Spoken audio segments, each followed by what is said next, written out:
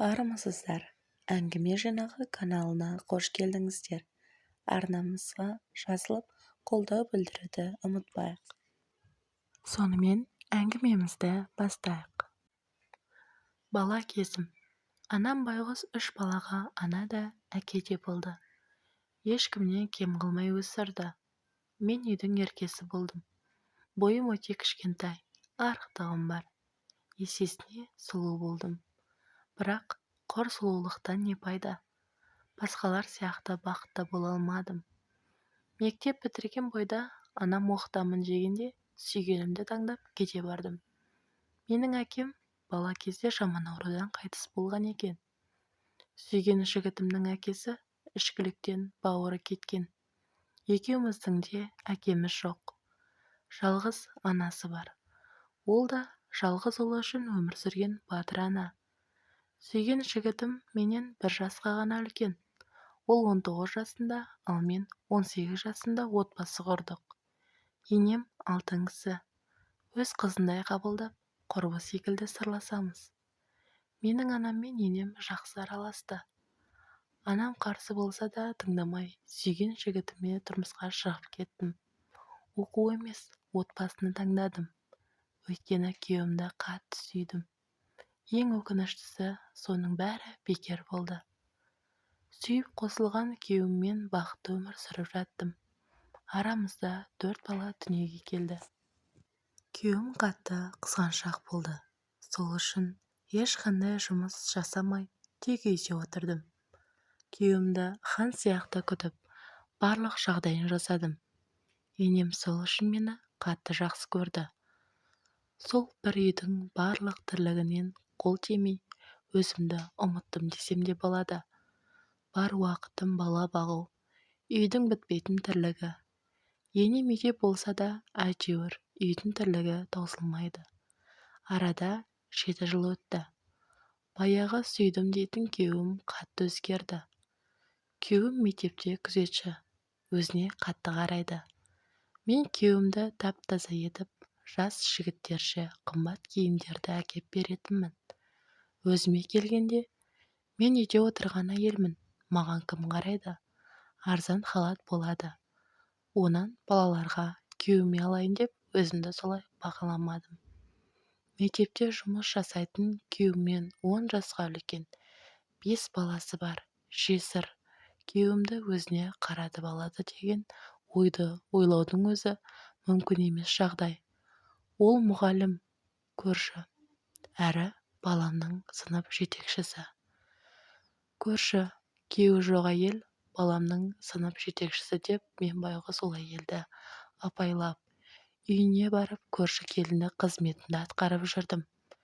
Күйеуімді жиі шақырып, жұмыстарын жасатып жүрген еді. Сөйтсем, күйеуімнің басын айналдырып жүрген екен.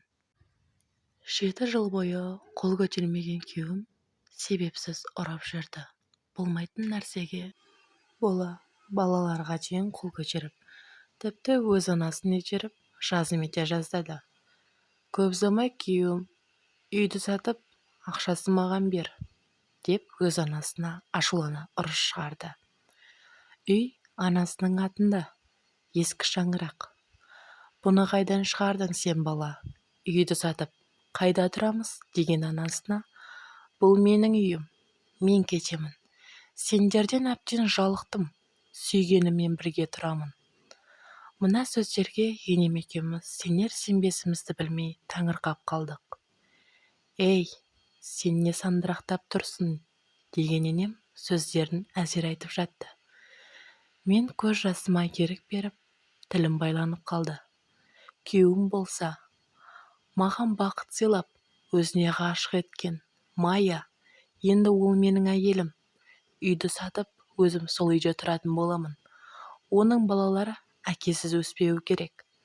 Байғұс енем, жалғыз ұлының мына сөзінен қан қысымы көтеріліп, ауруханадан бір-ақ шықты.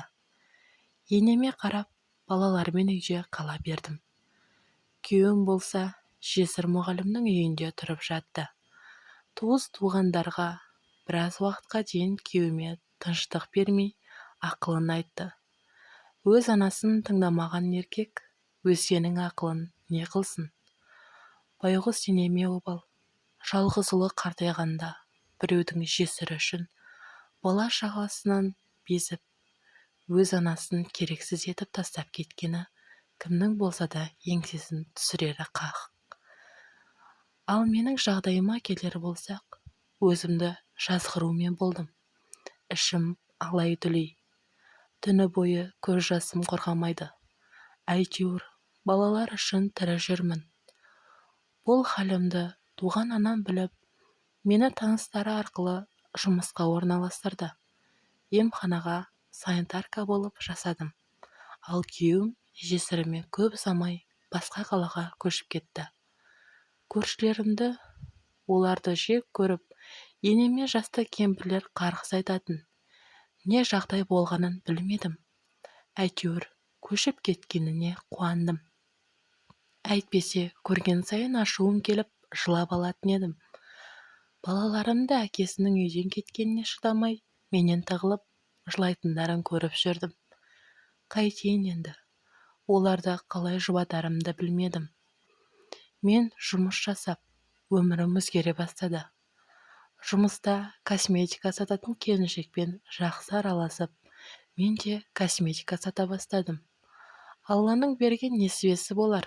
Oriflame заттарын сатып, қосымша ақша таба бастадым. Енем үйде барлық балаға қарап отырды. Арада 5 жыл өткенде күйеуім азып-тозып қайтып келді. Түрі адам танымастай өзгерген. Күтім көрмегені көрініп тұр. Анасының аяғына жығылып кешірім сұрағанда, анасы әрине кешірді. Ал менің жүрегім тас болып қатып қалған еді.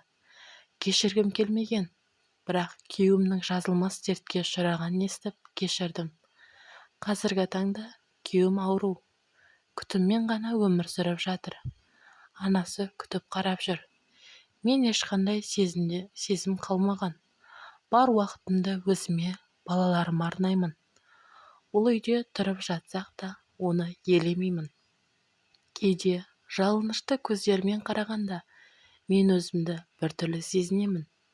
Бәлкім кешірермін деп өзімді қанша көндіргім келсе де, кезінде сенен жалықтым дегені есіме түссе, ашуым келіп, қайта қатайып шыға келемін.